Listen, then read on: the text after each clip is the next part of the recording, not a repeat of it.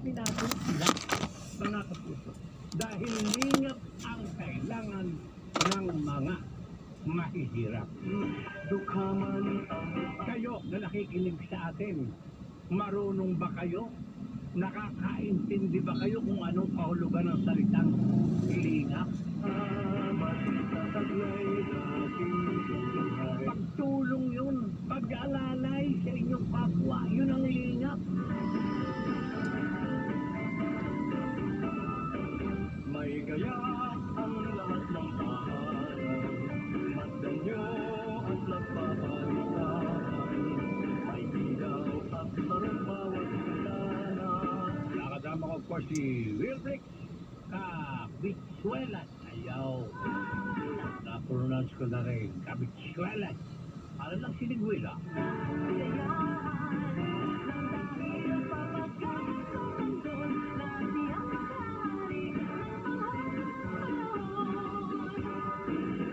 Romel Balasbas. Huwag niyong dadagdagan na iyo. Balas. Walang iyo, ha? Bas. May ganap ang bayan. May ganap ang lahat ng bayan. Ala, susunod na sa akin, Nay. Ang super balita sa hapon. May ilaw. Ay aritang tutuwakan ni Alan Gatos at saka ni Pamela Adriano. Ay, nako. Diyan ako nagsimulang mag-drama talent sa pinanggalingan yan sa istasyon. Alam mo yan, parang tayo makalma. Alam mo yan, diyan ako nang galing.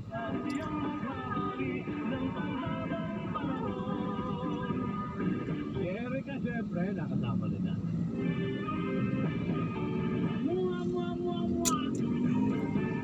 Sa Lunes na po ang chup-chup-chup.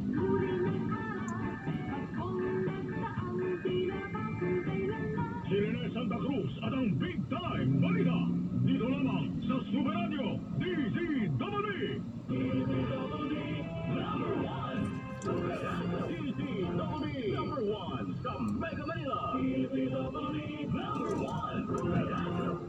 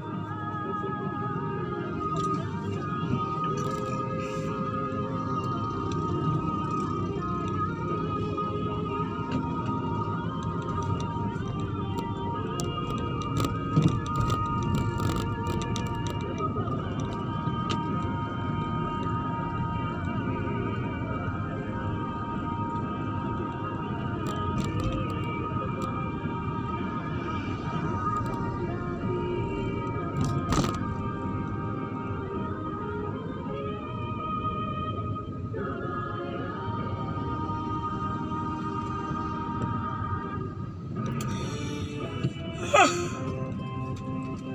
pinipilingan, walang pinoprotektahan, serbisyong totoo lamang, walang iwanan.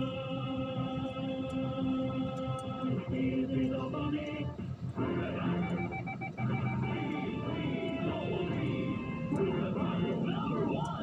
ang oras, 4 na minuto makalipas ang alas 4 ng hapon. Hatid sa inyo ng CMA Super Radio DZWD. Narito ang Super Balita sa Hapon. Super Balita sa Hapon.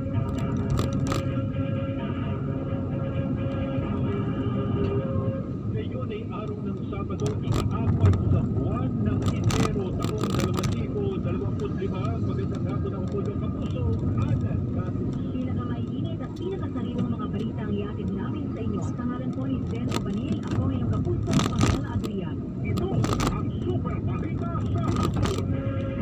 Sa una ng mga nagbabagang balita, unang kumpirmadong nasabi dahil sa ligaw na bala sa Davao del Norte na itala ng Department of Health.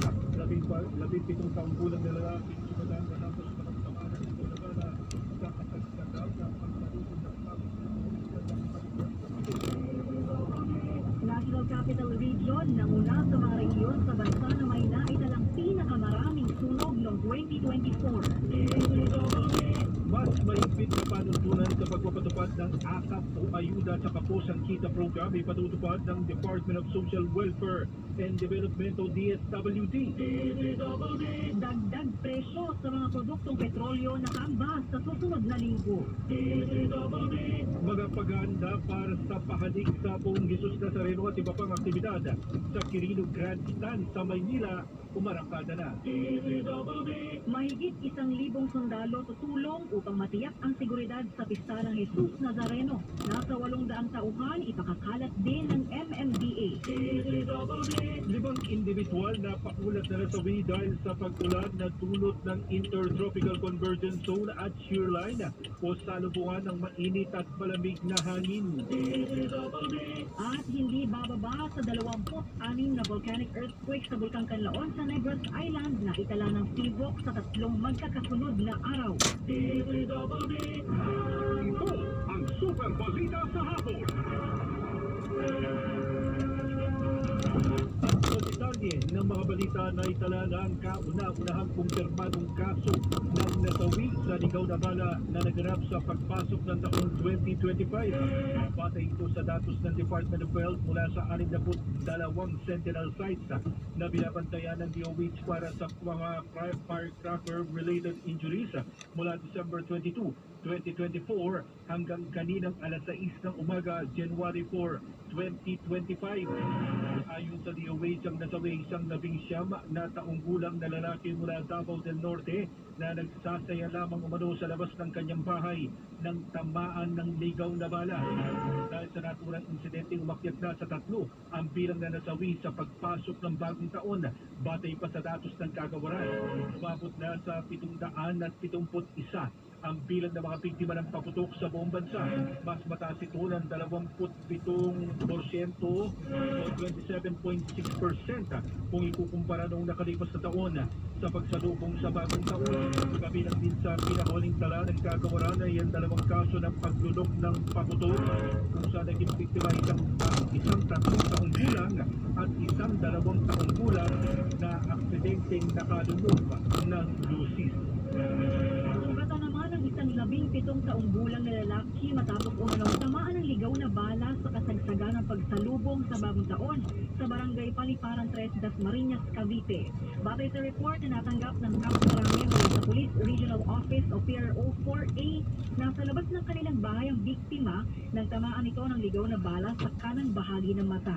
Agad namang itinugod sa ospital ng Dasmariñas ang biktima at kalaunan ang inilipat